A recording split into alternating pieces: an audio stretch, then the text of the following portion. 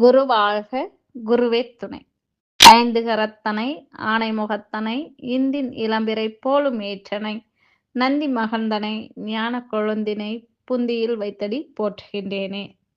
என் உலக ஜோதிடம் யூடியூப் சேனலுக்கு உங்களை அன்போடு வரவேற்கின்றேன். சேலத்திலிருந்து உங்கள் ஆஸ்ட்ரோ ஸ்ரீ ராஜபூங்கொடி.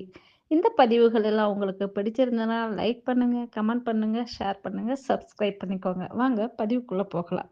இந்த பதிவு என்னன்னா, சூரிய திசையை பற்றி நாம அறிந்து கொள்ளலாம். இந்த பதிவுல இப்போ நவ கிரகங்களின் தலைவனாக விளங்கக்கூடிய சூரிய பகவான் தனது தசா காலத்தில் 3, 6, 10, 11 ஆகிய ஸ்தானங்களில் ஜனன ஜாதகத்தில் அமைய பெற்றாலும், ஆட்சி அல்லது உச்சம் பெற்று அமைந்திருந்தாலும் நல்ல அதிகார பதவியினை அடையும் யோகத்தை உண்டாக்குவார் இந்த சூரிய திசையில.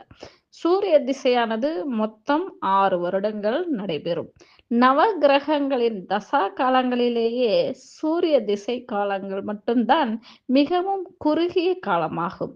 சூரியன் பலம் பெற்று பலமான இடத்தில் அமைந்து திசை நடைபெற்றால் சமுதாயத்தில் மற்றவர்களால் பாராட்டப்படக்கூடிய அளவிற்கு ஒரு நல்ல நிலையும், பல பெரிய மனிதர்களின் தொடர்பும், பொருளாதார ரீதியாக மேன்மைகளும், பல சமுதாய நலப்பணிகளில் ஈடுபடக்கூடிய யோகம் உண்டாகும் இவர்களுக்கு.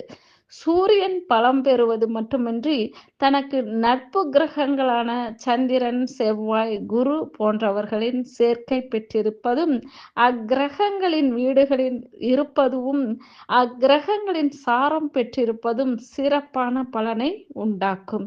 சூரியன் சிம்மத்தில் ஆட்சியும், மேஷத்தில் உச்சமும், துலாத்தில் நீச்சமும் பெறுவார். சூரியன் துலாத்தில் நீச்சம் பெறுவதும், மகரம், கும்பம் போன்ற சனியின் வீடுகளில் அமையப் பெறுவதும், 8, 12 ஆகிய வீடுகளில் அமையப் பெறுவதும், சனி, ராகு போன்ற கிரகங்களின் சேர்க்கை மற்றும் சாரம் பெறுவதும் நல்லதல்ல. சூரியனுக்கு மிக அருகில் அமையப்பெறும் கிரகங்கள் அஸ்தங்கம் அடைந்து பலம் இழந்து விடுகின்றன. ஆனால் சூரியனையே பலம் இழக்க வைக்கக்கூடிய தன்மை ராகு பகவானுக்கு மட்டுமே உண்டு. முன்பு கூறியவாறு சூரியன் அமையப்பெற்று அதன் திசை நடைபெறுமே ஆனால் உடலில் உஷ்ண சம்பந்தப்பட்ட பாதிப்பு, கண்களில் பாதிப்பு, இருதய சம்பந்தப்பட்ட பாதிப்பு, அரசாங்க வழியில் தண்டனை அடையக்கூடிய சூழ்நிலை போன்றவை உண்டாகும். சூரியன் பலம் இழந்து சூரிய திசை நடைபெறும் காலங்களில் அனுகூலமற்ற பலன்களை அடைய நேரும். சூரியன் தந்தை, ஆத்மா, பல், வைத்தியம், ஒற்றை தலைவலி, மாணிக்கம், ஏகவாதம், யானை, கோதுமை, பால், மிளகு, பகல் காலம், வெளிச்சம், சிவ வழிபாடு போன்றவற்றிற்கு காரகனாகிறார். கிருத்திகை, உத்திரம், உத்திராடம் ஆகிய நட்சத்திரங்களில் பிறந்தவர்களுக்கு முதல் திசையாக சூரிய திசை வரும். ஒருவரின் ஜாதகத்தில் சூரியன் பலமாக அமையப்பெற்று குழந்தை பருவத்தில் சூரிய திசை நடைபெறுமே ஆனால் குழந்தையின் ஆரோக்கியம் சிறப்பாக இருக்கும். குழந்தையின் தந்தைக்கு உயர்வுகள் உண்டாகும். இளமை பருவத்தில் நடைபெற்றால் கல்வியில் மேன்மையும், பெரியோர்களின் ஆசீர்வாதமும், நோயற்ற வாழ்க்கை தந்தைக்கு மேன்மையும் உண்டாகும்.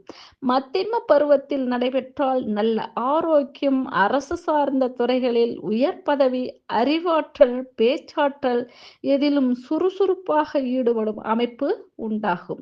முதுமை பருவத்தில் நடைபெற்றால் சிறப்பான உடல் அமைப்பு, கௌரவமான பதவிகளை வகிக்கும் யோகம், பொருளாதார ரீதியாக உயர்வுகள், சமுதாயத்தில் புகழ், பெயர், கௌரவம் உயரக்கூடிய வாய்ப்பு இவர்களுக்கு கொடுக்கும். அதுவே சூரியன் பலம் இழந்திருந்து குழந்தை பருவத்தில் சூரிய திசை நடைபெற்றால் ஜுரம் அடிக்கடி வரும், தோல்வியாதி ஏற்படும், தந்தைக்கு கண்டம் ஏற்படும்.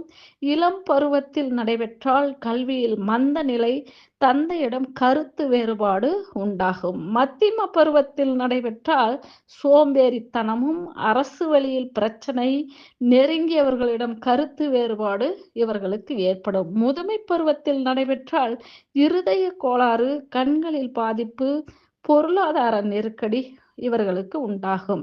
நன்றி. மீண்டும் அடுத்த பதிவில் சந்திப்போம். சூரிய திசை, சூரிய புக்தியில். நன்றி. வாழ்த்துக்கள் அனைவருக்கும்.